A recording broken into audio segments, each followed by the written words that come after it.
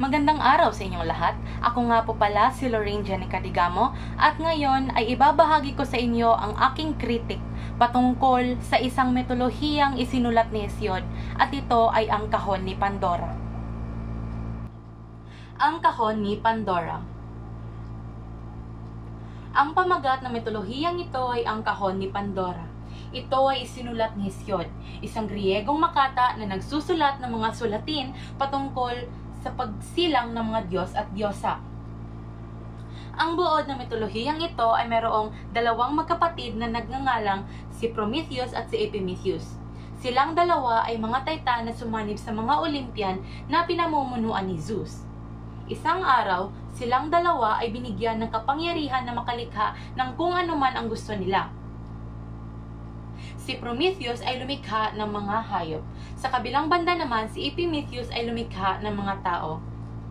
Lumapit si Epimetheus kay Zeus upang humingi ng apoy para magsilbing proteksyon sa mga tao.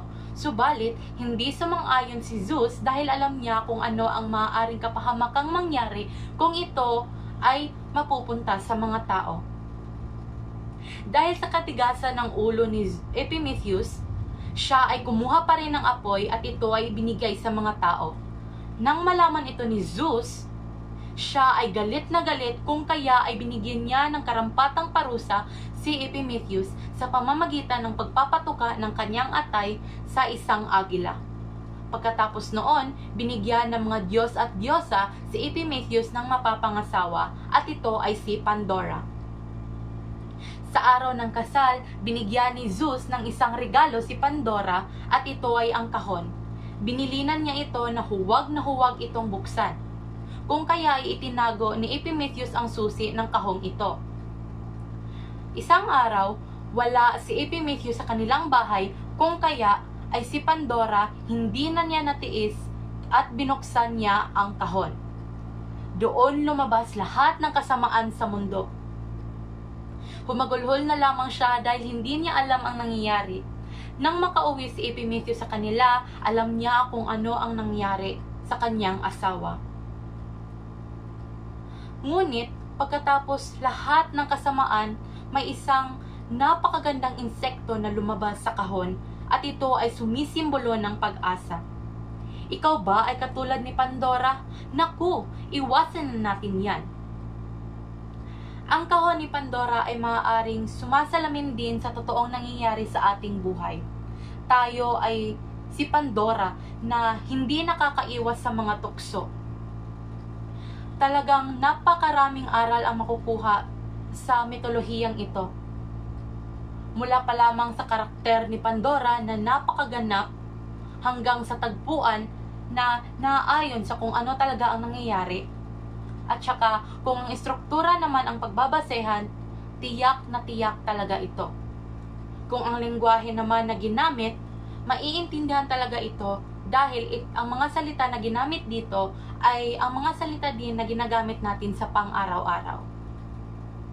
Ang kahon ni Pandora ay napakagandang storya at bilang isang mag-aaral at bilang isang kabataan na nakabasa na ng mitolohiyang ito, tiyak na marerekomenda ko ito sa lahat ng tao, lalo na sa mga taong hindi nag-iisip o padalos-lalos lamang sa kanilang mga desisyon sa buhay. Hindi nila iniisip kung maaaring ito ba ay makabubuti o makakasama.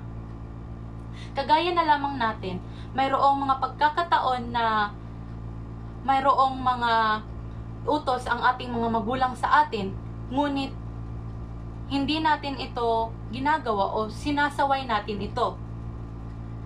Tayo ay katulad ni Pandora na hindi talaga nakakaiwas ng tukso sa buhay.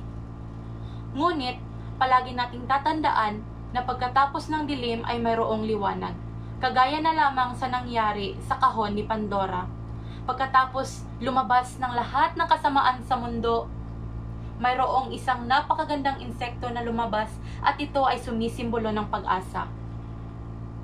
Naway magsilbi itong aral sa atin, lalo na sa mga kabataan na huwag maging padalos-dalos sa mga desisyon sa buhay at palaging isipin kung ito ba ay makabubuti ba sa atin o ito ba ay makakasama.